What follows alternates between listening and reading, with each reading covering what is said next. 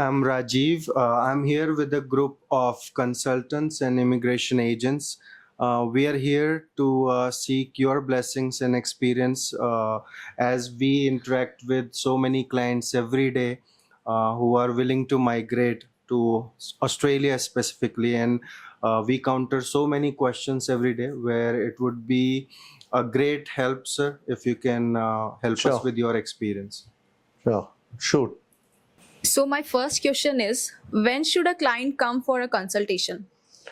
Whenever a client is ready to migrate and he wants to migrate, he should be basically coming for a consultation. Otherwise, there's no point in coming for a consultation if he just doesn't want to migrate. And what kind of research should a client do before coming for a consultation? Research? Is he a scientist that he needs to do any research? There's no research that is required. Do you do research before going to a doctor? You don't do any research before going to a doctor. You go to a doctor because you are sick. Same ways you go to a migration agent, ask the questions. You do you get some kind of an information about the country where he wants to go or what he wants to do. I would not like to use the word research because when you talk about research, then a client gets half knowledge. When a client comes with half knowledge, it's going to be more difficult for you explaining to the client that the knowledge that he's got is half, which is more dangerous than having no knowledge at all. So what are the requirements for a person to migrate to Australia? Requirements depends on client to client, depends on his age, English language ability, depends on his qualification, whether he's a diploma or a bachelor's, depends on his work experience, which is like 3 years plus at least is required. Depends entirely if the occupation is on the list or not on the list. These are the basic requirements which are there. Otherwise, Australian requirements are huge. There's a lot of permutation combination, which a genuine registered migration agent or an immigration lawyer who you guys are associated with will be able to explain better. You said diploma. Is it after 12th or even after 10th if someone has done the diploma that will work? Is it after 10th? Or 10th 12th? standard? Yes. Any. Depends. But it has to be a proper 2 years plus diploma. Okay. So it could be after 10th, it could be after 12th. But again, for that also, an Australian immigration agent or a registered migration agent, because it depends. It's horses for courses, depending on different occupations. If it's like, you know how in India you have your ITI occupations. Right. They are 10 plus 2 years. Right. So that's a certification course. But still, it is valid because it's a trade course.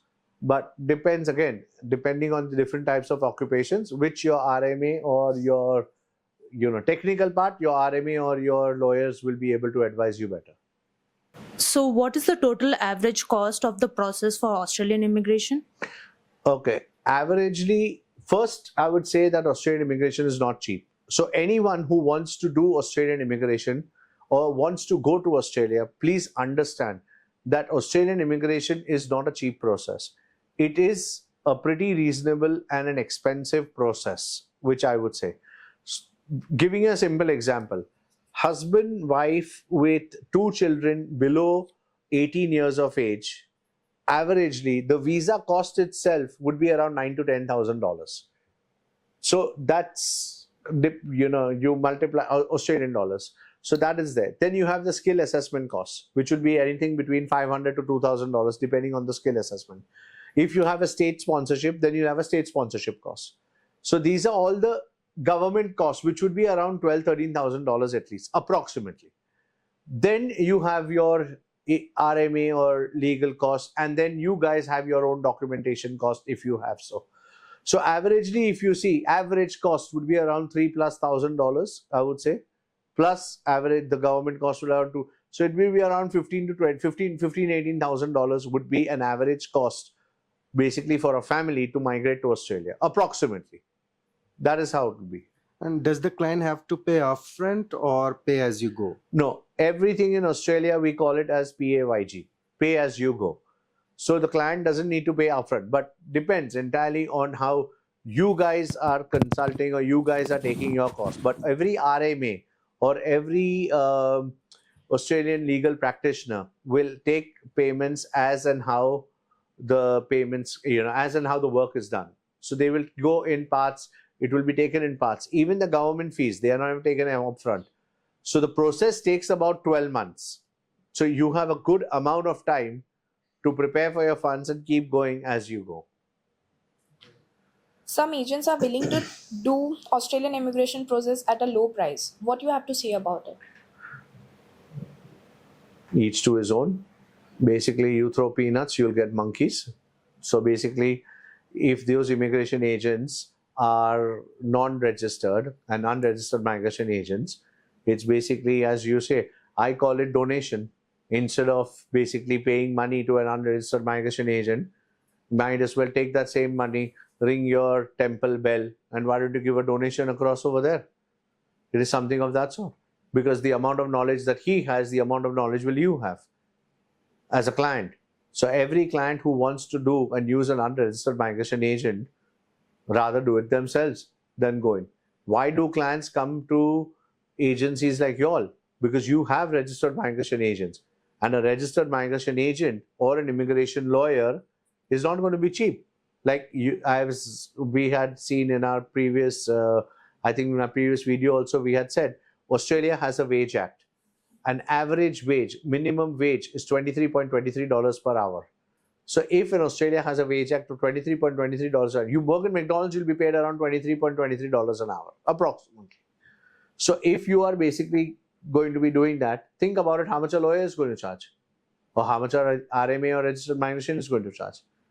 So if you're going to hold their charges for lodging the application, working on your case, putting the efforts on your file, writing submissions on your file, and then your cost, your time, your amount of money for marketing, for running the office, for doing all your documentation, collection work, which is not an easy job, your IT infrastructure system, putting all of that together, and you have on the other side some other dude who's going to be basically taking an application and just uploading the documents, of course it's going to be cheaper.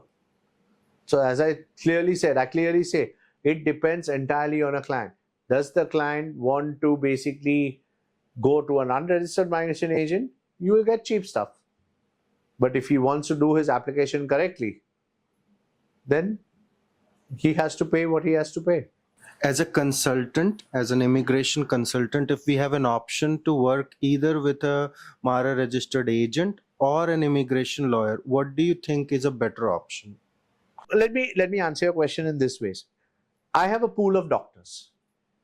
Each doctor is good for each particular sickness or illness.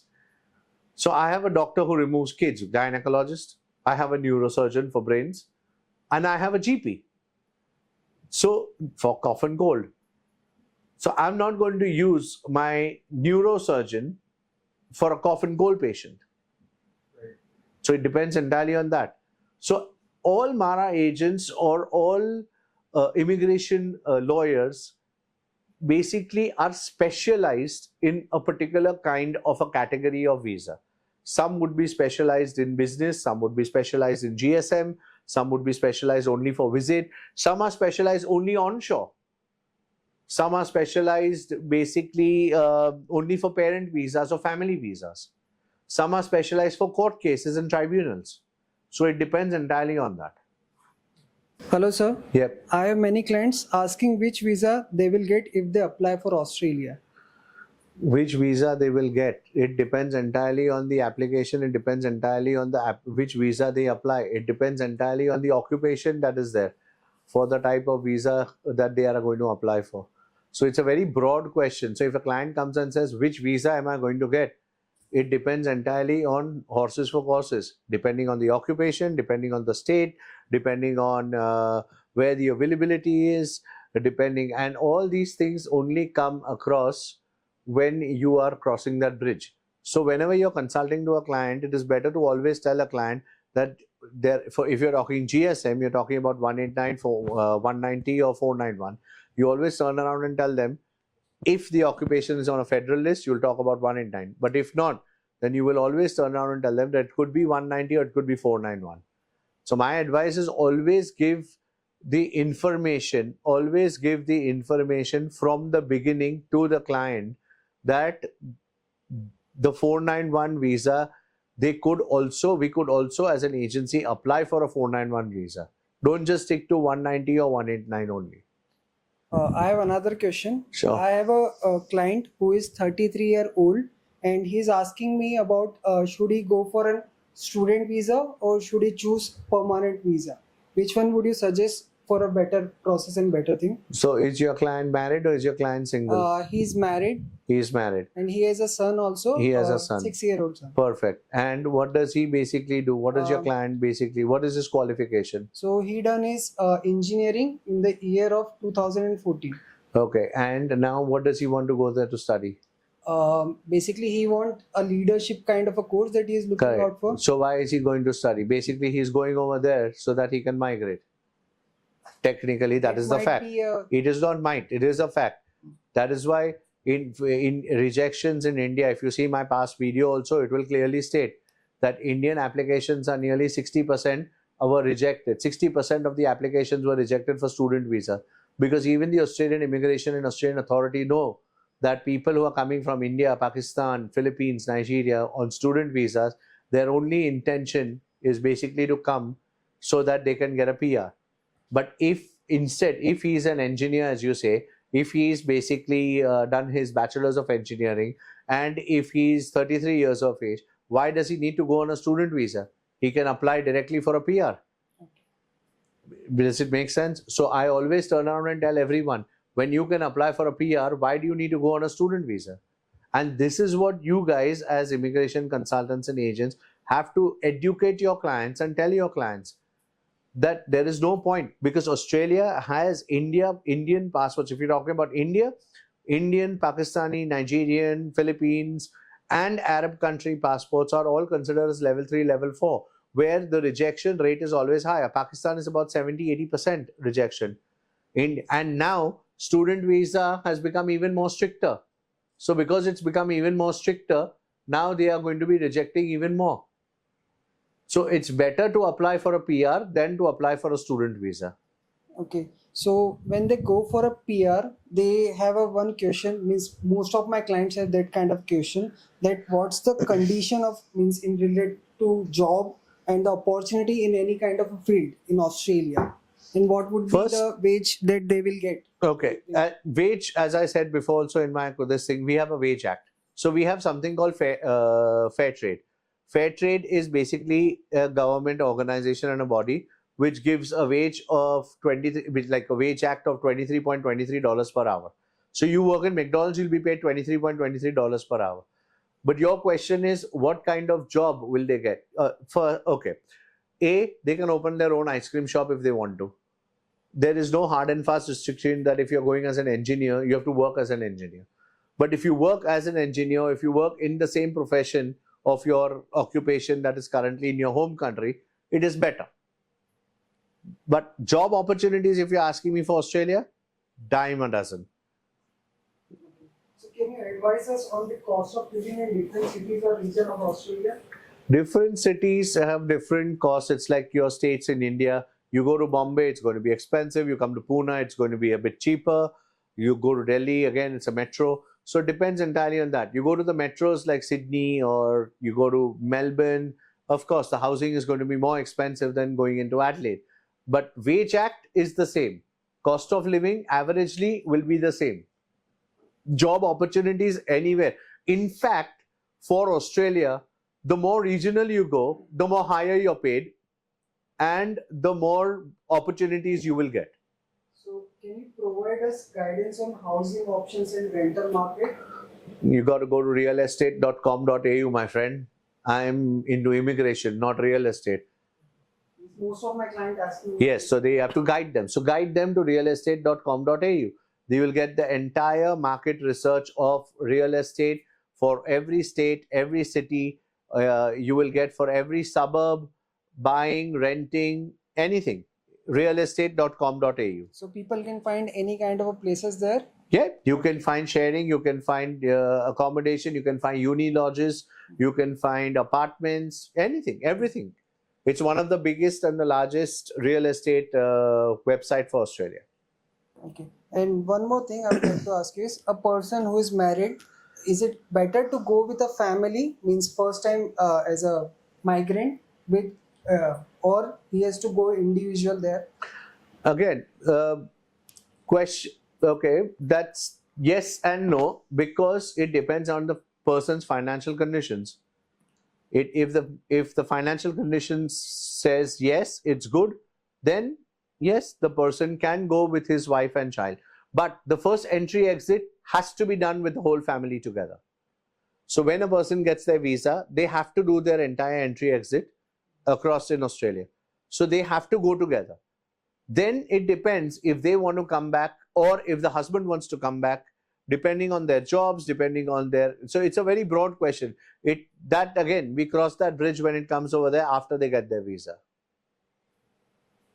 In some cases, sir, clients say that they need time to discuss with their wife or parents or maybe family members before they start the process. How old are your What clients? is your take? Actually, they all are adult. We Exactly. verified. So if they are all adults and if they want to speak to their family, you always, whenever you're booking a client and talking to a client, you please tell them your time's money. Rajiv, time's basically money.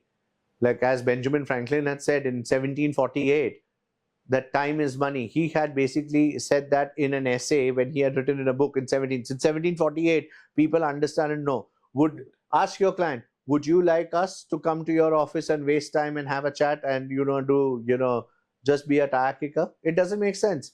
If they want their family to know and if they want their parents to be there, bring along. Bring your entire family, bring your entire wife, bring your whoever jing bang bell you have, so that you can make a decision there. Why waste their time as well as our time? So that is what I always explain to our agents and consultants. Make it clear to them on the phone. Make them understand about the pricing. Make them understand about what is required, what is not required before they come for a detailed consultation.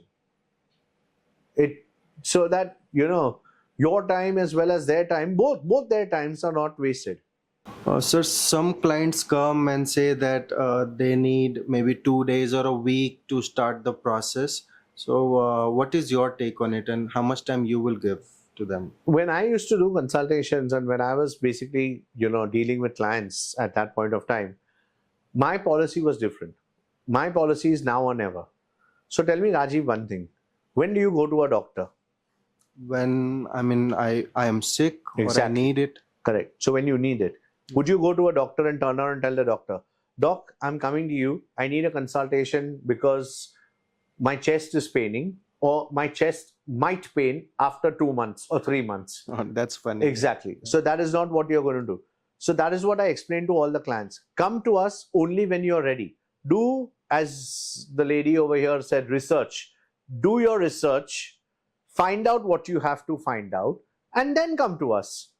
What is the point of coming? When you're coming to us, you're asking about, let's say, example, civil engineer or ABC occupation. Let's put it as that way. So you're coming to ask for an ABC occupation. Then you turn around and say, no, I'm not interested right now. Maybe after 2 months or 3 months, I will be basically doing the application. So what is the sense? How am I supposed to know if that occupation is still going to be on the list or not going to be on the list? Or it's going to be there or not going to be there?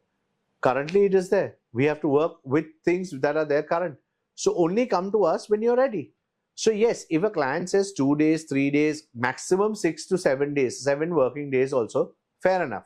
They need to speak, as they said, we need to speak to our family, arrange the finances. I completely understand all of that.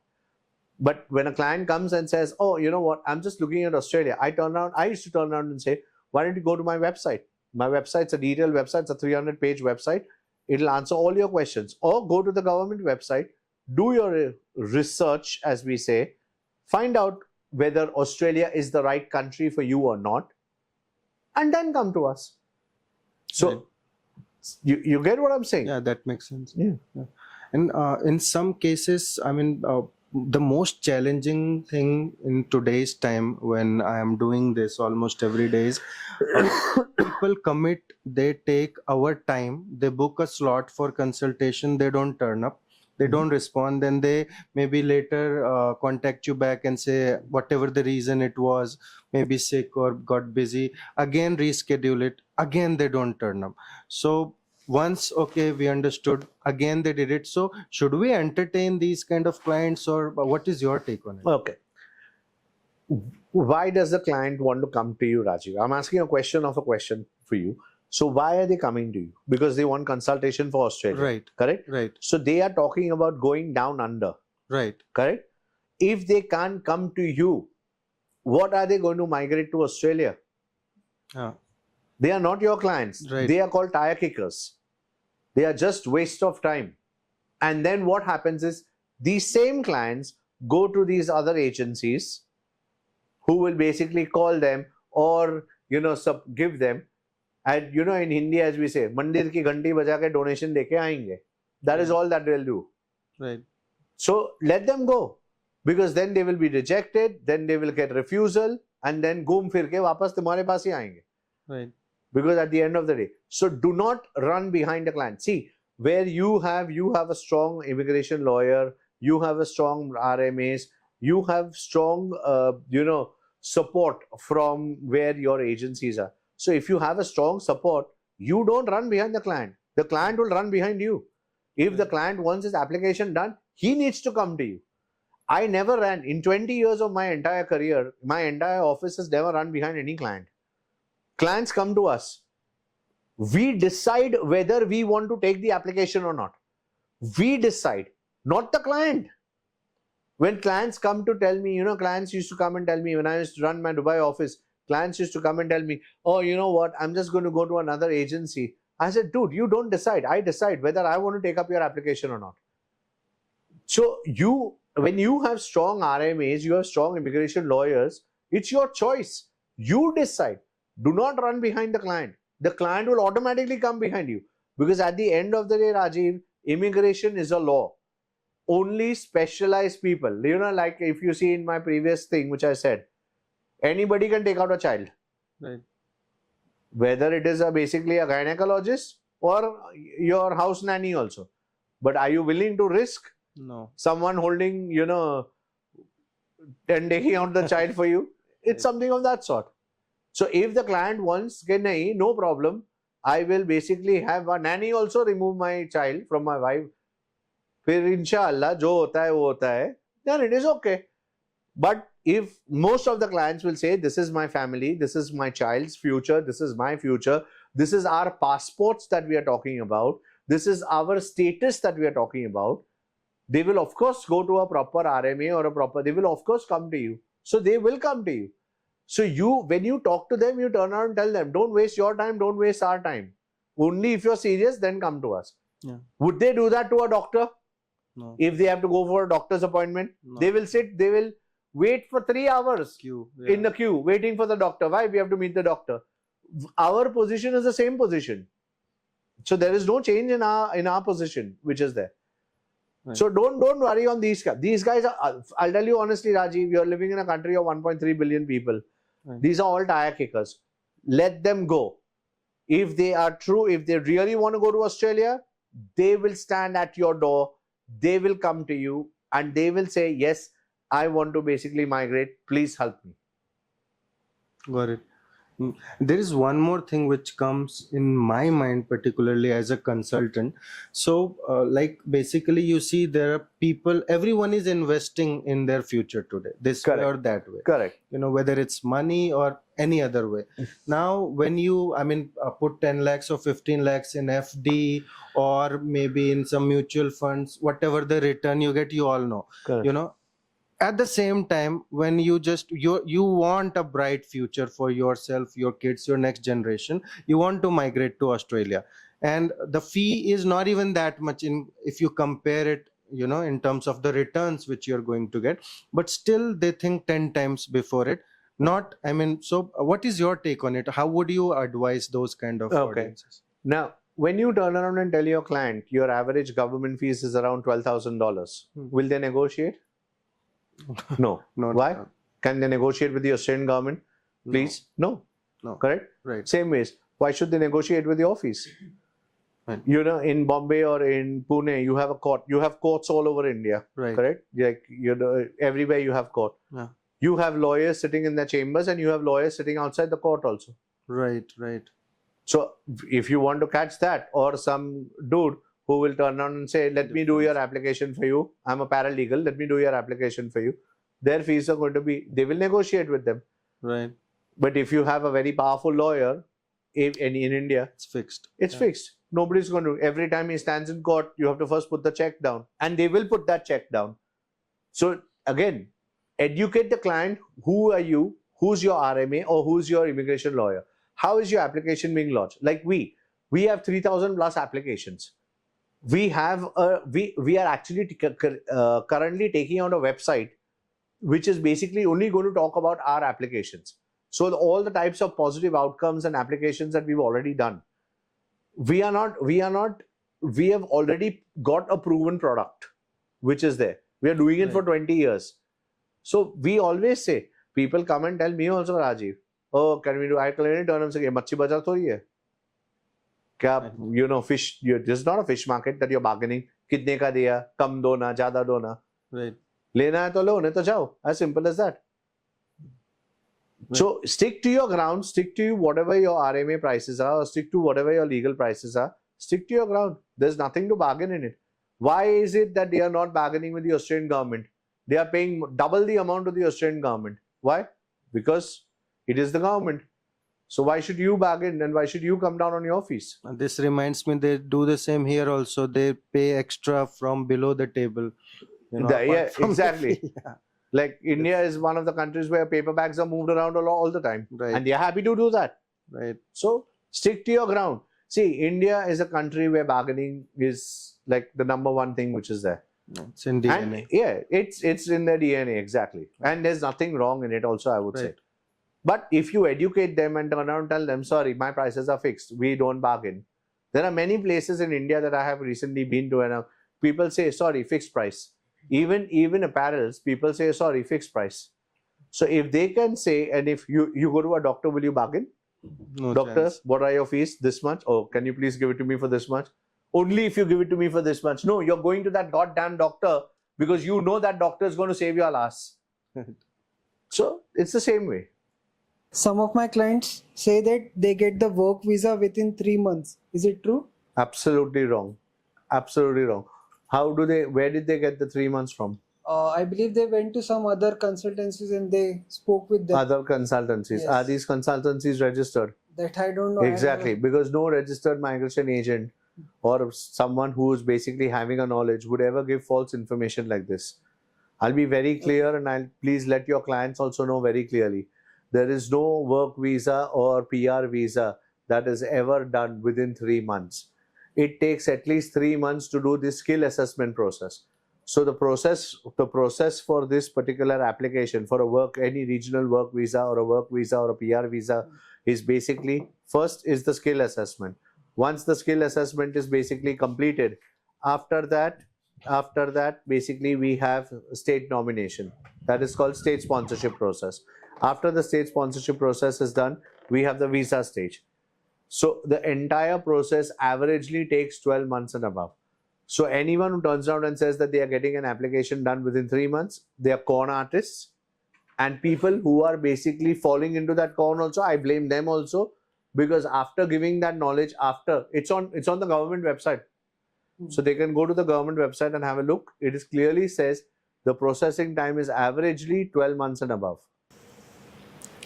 We can see some of the awards right besides you. Can you please tell us what are those awards for?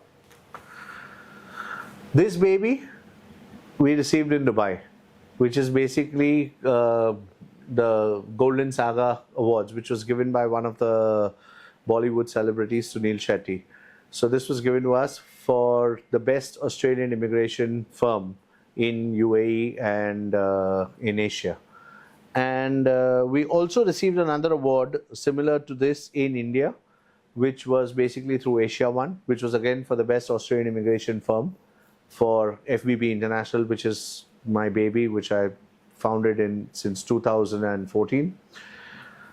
This one is basically the fastest growing Australian immigration brand, which is IBA.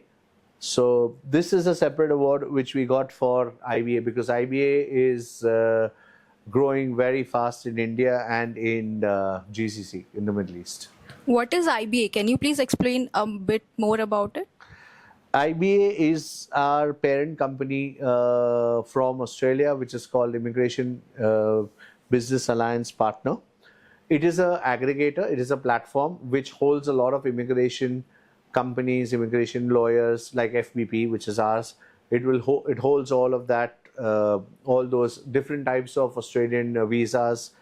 It holds that on the platform. So we have a lot of agents who approach us, so they come on the platform. So it's like a middle ground basis where when the client pays funds, it goes and it is held in an escrow account with IBA, and then IBA will check with the immigration lawyers if they are taking up the application or not. If the immigration lawyers or the agents are taking up the applications, only then the funds are dispersed. If they are not taking up that particular application, then the funds are given back to the client. So it's a very safe platform, a very good IT infrastructure specialized for immigration agents, immigration lawyers, education consultants, visit visa lawyers, everything related to Australia as of now, and also migration agents like y'all and offices in India and in UAE. So, as an immigration consultant, how can I associate with IBA? You can become a part of IBA, like if you are wanting to basically. What IBA does is associate with y'all. So instead of you doing an application by yourself and the client getting misguided, at least you are outsourcing it to us, where we will be actually lodging the application on behalf of your client. So we don't come into the front face. You are the front face. You deal with the client. It is your firm, your company, your brand. You deal. We are just your back-end support. So that is basically we support. We call it as an outsourcing sales agent program. So if you go to our website, ibapartner.com, you'll get an idea about everything about OSA, which is our program, especially for immigration consultants and agents. So, what are the requirements that are needed to register as an agent under IBA? For an immigration agency like yours? Yes. Yeah. So for an immigration agency, basically all details are mentioned on our website. You have to fill up an assessment form. Your form will be basically going to our lawyers and our team in Australia. They will evaluate your application. If your application is good enough to go through, then yes, you can associate with us. And if I am not an immigration agent and I still want to, register under IBA, so what is the other option that I have? You can take up a franchise. We already have 2 master franchisees, one in India and one in UAE for the Gulf. So you can become a sub-franchise.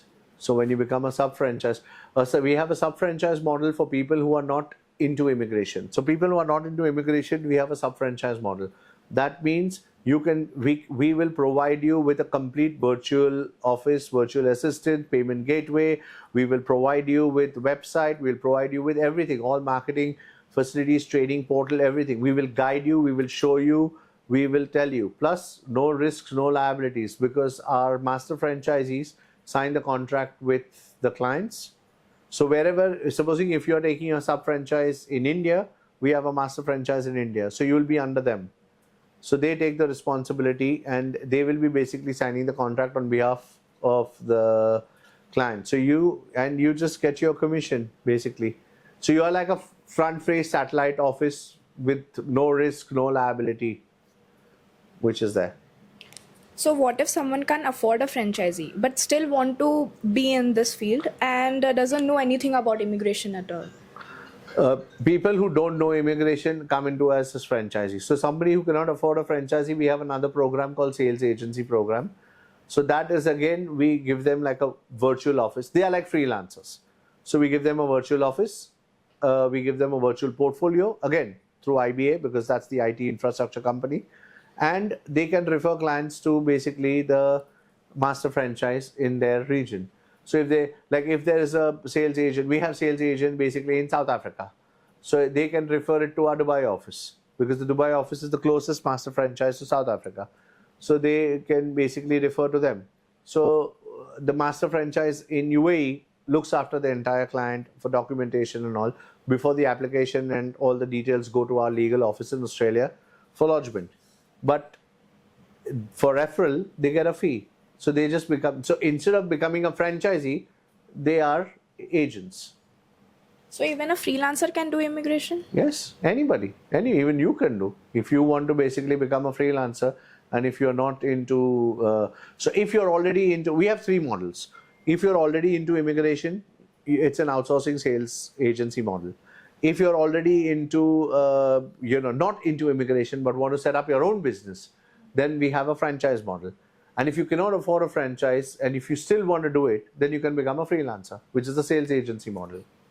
Can you share some information on the cost involved to get the franchisee model, maybe for an agent? Per region, yes, cost, it's not that expensive. It's basically below $3,000 for a franchise, which is not much. And it's basically, there are certain requirements that are there. All that you will get it on the IBA website. If you go to our website, www.ibapartner.com, you'll receive most of the information. Just write an email, send an inquiry, and any of the master franchise from any of the regions or the business development people will definitely get in touch with you. And as you mentioned that, the franchisee and agents get all the support that is there. So can you please explain a bit more about what support all they get from? They get full training support. They get, depends entirely. Again, if it is basically a franchisee, then we basically help them with marketing. We help them with the training. We help them with IT technicality support. They don't have to create a website. So we spoon feed the franchisee completely. If it is an outsourcing sales agent, we help them with documentation portal, client portal. We help them with all of those facilities. If it is just a standalone freelancer, then he also gets the same training material, training portal, but his requirements are not much. He's more like a referral person. So it depends, horses for courses. So Yeah. how do you provide training to the agents and the franchisees? Basically, what we do is we have a portal. Like, it is exclusively for franchisee sales agents, outsourcing sales agents, which keeps giving them updates. So we have a dedicated team which basically keeps on putting updates onto the training portal and keeps on having different aspects going onto the training portal. So and we have a lot of videos. My videos are there. A lot of training videos are there. So this is basically our future vision of where immigration is concerned. We do not want to do any cases directly. We are only doing it through agents like y'all, or through outsourcing sales agents, or through franchisees, or through sales agents. So that training portal is something which our agents are hooked on to, so which will keep giving them updates like on a daily basis. Thank you so much, sir, for your valuable time, for for taking your time out to discuss such insightful matters. But I would also like to ask you: would you like to share and give an advice as we end this session? The only advice I would say is please use a registered migration agent or an immigration lawyer. Whether it is you want to use it through our channels or other channels or whatever it is, make sure that don't jeopardize a client's case by trying to do it yourself. It's not going to be easy. It's going to be difficult. And even if you do it, it's still not going to be correct. So please avoid doing that. Australian immigration is not cheap. I'd like to tell all my clients, all my direct, indirect clients, it is not cheap. It is an expensive affair. It's not like Canadian immigration or any other country immigration where visa fees are cheap. Visa fees are very, very expensive because Australian immigration is a process. So it has to be done correctly. And people with knowledge, adequate knowledge and adequate information and experience can basically smooth sail your application without you having any stress.